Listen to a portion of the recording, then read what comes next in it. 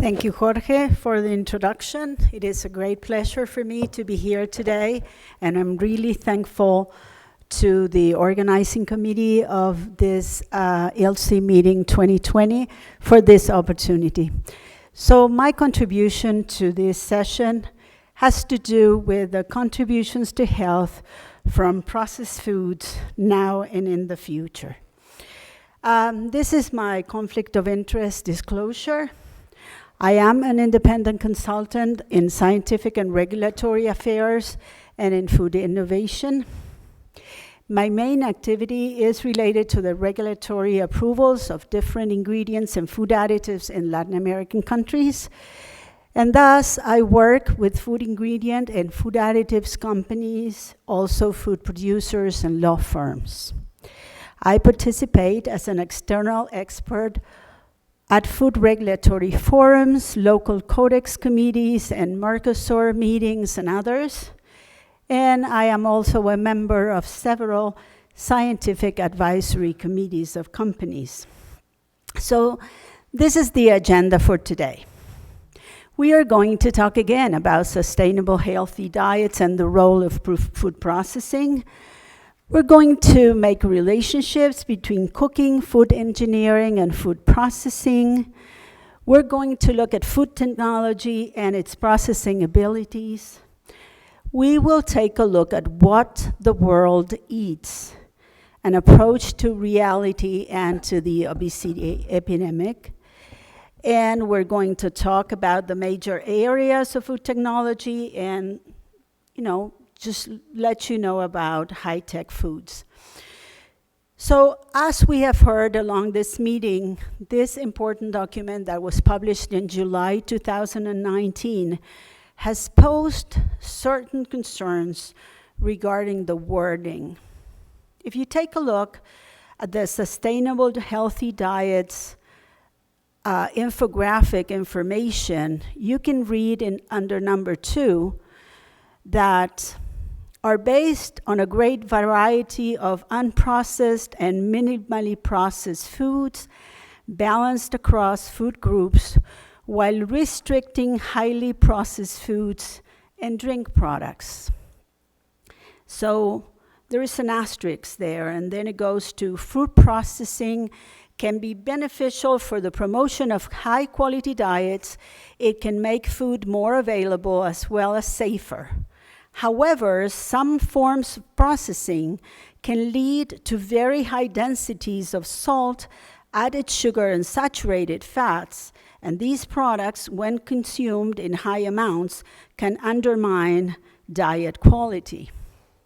So let's clarify what the document says, and this is a quote. Studies of food and health relationships have consistently highlighted associations between low intakes of plant-based foods as well as high intakes of animal products and ultra-processed foods and poor health outcomes. Now we have a word there, ultra-processed foods, that has not been incorporated in any of the legislations around the world, but it's present there. So let's talk about processing. We had a wonderful contribution by Dr. Dietary last year. And in this paper, Food Processing at a Crossroad, he analyzes different aspects of food processing. And at the end, it offers a very detailed description of the ultra-processed foods system called NOVA. And in the end, it says the definition does not refer to processing or unit operations used during production of the described food products at all, but still remains in the realm of nutritional compositions and puts the emphasis on formulation and additives. So what are we talking about when we talk about ultra-processed foods? That has been discussed this morning. So I'm repeating here a graphic that you have also seen before. And so the introduction of food science and technology really started 70 years ago. At the end of the Second World War, there was a big increase of production of foods made different food plants. I want to bring to you an opinion that I think is very valuable, especially for women. Cooking, which is one part of processing, went hand in hand with becoming humans. Human food is processed food. The first step to overcoming your fear of processed foods is to consider that most foods are processed. And I'm sure you all know Dr. Rachel Lawton. She's a food historian, a very good one. So I recommend that you read this book, because it really shows that food processing has helped women overcome the burden of staying 5 to 6 hours a day preparing and buying foods for the family. Okay, food processing has played an important role in the development of human condition. Initially, food processing was developed for solving problems of long time storage and transport of foods. So initially, cooking and curing and smoking go back many, many centuries ago. Pasteurization and other heat treatment technologies achieved effective reduction of spoilage and pathogenic microorganisms, rendering food safe. And that's, when Pasteur did his work in the 19th century, in the midst of the 19th century. So the function of food processing contributes to all stages of food, making from food making, from raw material, ingredients, and the production of the final product. It is not only confined to the last step. Thank you. It's not only confined to the last step from the formulation premix to the end product. So that's a concern, that people think that formulating a product is the only part of food production. It relates closely to cooking and gastronomic food manipulations, and I advise you read this wonderful paper by José Miguel Aguilera, relating food engineering to cooking and gastronomy, because actually what we have done is a huge transformation coming from basic cooking into advanced food technology. So during the last 35 years, new and emerging food technologies have initiated a paradigm shift from conventional process methodologies to non-thermal processing. And a widely accepted definition of minimal processing technologies are modern techniques that provide sufficient shelf life to foods to allow their transfer and distribution, while also meeting the consumer demands for convenience and fresh-like quality. People tend to think that eating minimally processed foods is better for you. So here we have minimally processed foods. On the right, we have cornflakes and whole cornflakes and fruits. And on the other hand, you have a cereal bar. So that's going from a minimally processed food to an ultra-processed food, according to the novel definition. So processed foods are, generally thought to be of inferior quality to unprocessed foods, often referred to as convenience or pre-prepared foods. Processed foods are suggested to be a contributor to the obesity epidemic and rising prevalence of chronic diseases like heart disease and diabetes. However, the definition of processed foods varies depending on the source, and I'm not going to bore you with the definition of foods by USDA, but it, of course, mentions a lot of processes: washing, cleaning, milling, cutting, chopping, heating, pasteurizing, blanching, etc., etc., etc. While the Institute of Food Technologies includes additional processing terms that cannot be found on the FDA definition, like storing, filtering, fermenting, extracting, concentrating, microwaving, and packaging. So everything we eat is processed in one way or another. So let's take a look at this wonderful book that I'm sure you've seen before. That is a work of the American photographer Peter Menzel and the writer Faith D'Alusio, who traveled the world and documented the way the people eat in 24 countries in 2005. So this is a family in Ecuador. This is a family in Guatemala where I have been last week. And indeed, the people dress like that because 60% of the population in Guatemala is indeed still indigenous people. Obesity rate is 21.2% for the Guatemalan people. This is a family in Germany. And as you can see, they buy and eat. This is a 1 week supply of food for the family. And they eat and buy and eat a lot of processed food. Obesity rate is 23.6%. This is a family in Norway. They also eat lots of processed foods. And you can see the cereal boxes and all the packaged food that they eat. And obesity in Norway is only 12%. And this is a family in Italy, one of the slimmest countries in the whole world, 9.8%. And you can also see lots of, packages there in their table.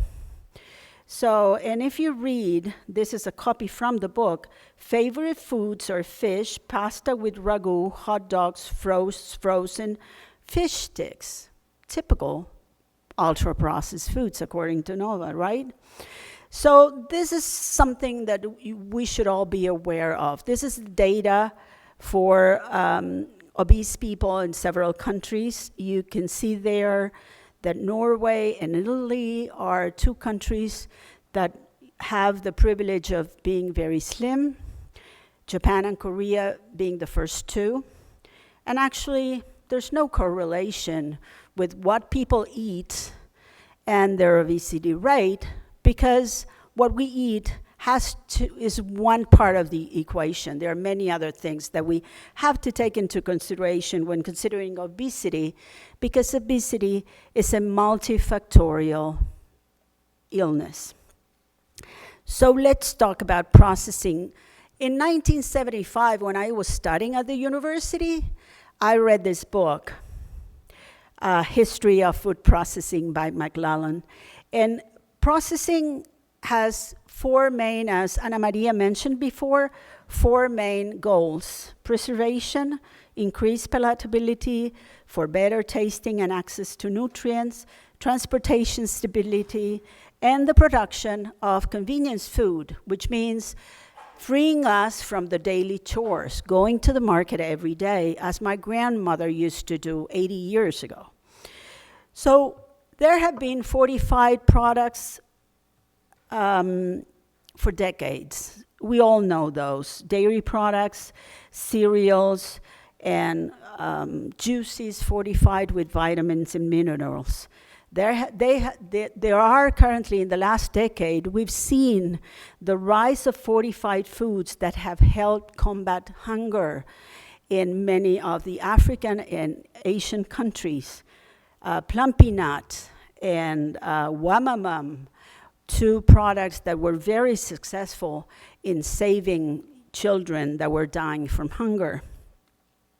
There are processed foods that are made for special dietary needs, like the ones you see there: lactose-free milk and gluten-free products and phytosterol products, and many products that I'm sure you're all aware of. So this is part of the task that food processing has accomplished. But increased awareness of growing population numbers and determining how best to feed the future, as Ana Maria explained, is encouraging entrepreneurs to look to technology for answers. So now I'm going to share with you what is called the food tech era. And this is an era where we are the main actors. So it is so important, and all of you who belong and go to the IFT meetings, I'm sure have participated in the IFT Next meetings with very important information for food processing and new products. There's also a future food tech meeting that takes place both in the United States and in Europe. This is the one that's going to take place in March in San Francisco, California, and you can also attend the one in London in October of 2020. This is where thousands of food innovators meet and share ideas on how to innovate in food. So if we think of the food tech and the macronutrients and what's the health and nutrition trends, this is what we see. We still are reducing salt in our products because it's an ongoing need. Especially, we need to educate the people because salt comes not only from processed foods, but in Latin America, mostly it comes from, the fact that we eat at home and just take more salt than we should. There are fat trends that have changed over the last 2 decades, and the fat is back. I'm sure you've heard that. And it's not so much about the fat itself and the amount, but what type of fat we're eating. So there's a lot of thinking there and a lot of reformulation there. Sugar reduction is a must. And sugar is a very, very important task. Why? Because sugar contributes to the overall calorie intake, not because sugar per se constitutes a risk. But we have been increased taxation in many Latin American countries, so the industry is reformulating sugar products in order to decrease the amount of sugar because of health and wellness issues. And there's another thing going on right now. It is not about sugar, but it is about sweetness. So now we're seeing increased attention, which is not, of course, science-based, to decrease sweetness in foods and beverages and also avoid the use of polyols and non-nutritive sweeteners, which is a big concern because what are the diabetic people going to do?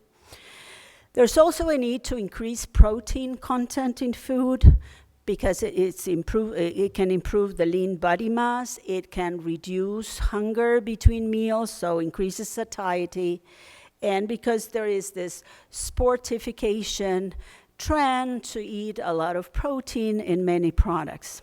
And then, of course, the plant-based craze, which is the most important trend currently and has to do with decreasing meat consumption. So let's talk about sugar reduction. I'm just going to show you one product that is out there because it has received a lot of attention in the last year, in 2019. It is an Israeli company called Dumatok, which means double sweet, and it's a sugar reduction solution. It is able to cut the quantity of sugar in products by 40% by a precision targeting of the sweet taste buds. So it's called a precision sugar. It's actually sugar in a different form. And they are currently testing a lot of different food products and drink products in different food applications. So Dumatok has been developing several products with this technology, including enhanced sucrose and glucose and several polyols. And the products so far have performed successfully in many food applications. And here you have two of them, sugar biscuits or butter biscuits and granola bars. The new product is low in sugar in respect to current, normal sugar, and high in protein and fiber. And what it does, it impacts the taste buds in a way that it remains there for a long time.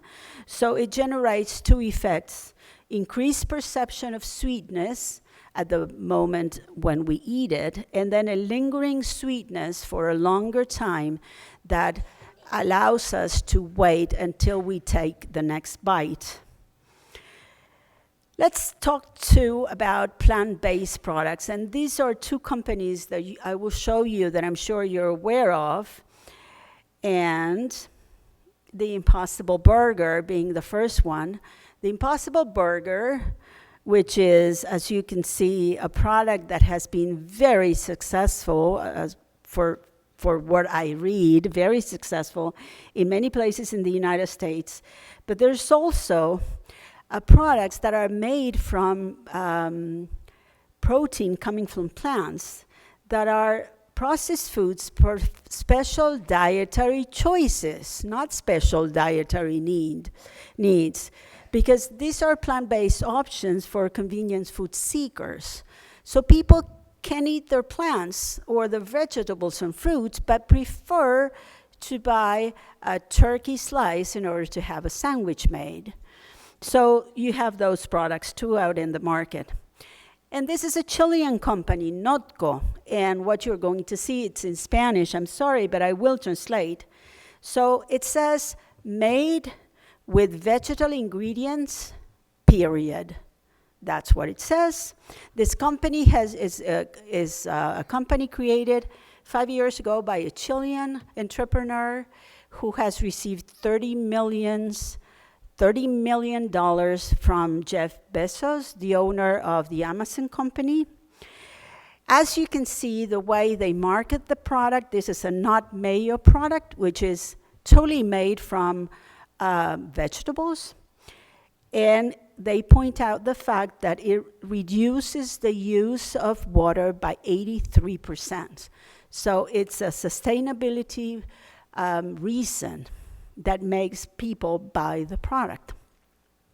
They're also launching products such as nut milk, which is also made from vegetable ingredients, period. That's it. That's all the advertisement to it. And they will have ice cream that, as you can see, bears on the side. You can see on the side the warning label, the black warning label, high in sugar, that is mandatory in Chile, in the Chilean front of pack regulations. The product has more than 18 grams of sugar per 100 grams, and people are buying it like crazy.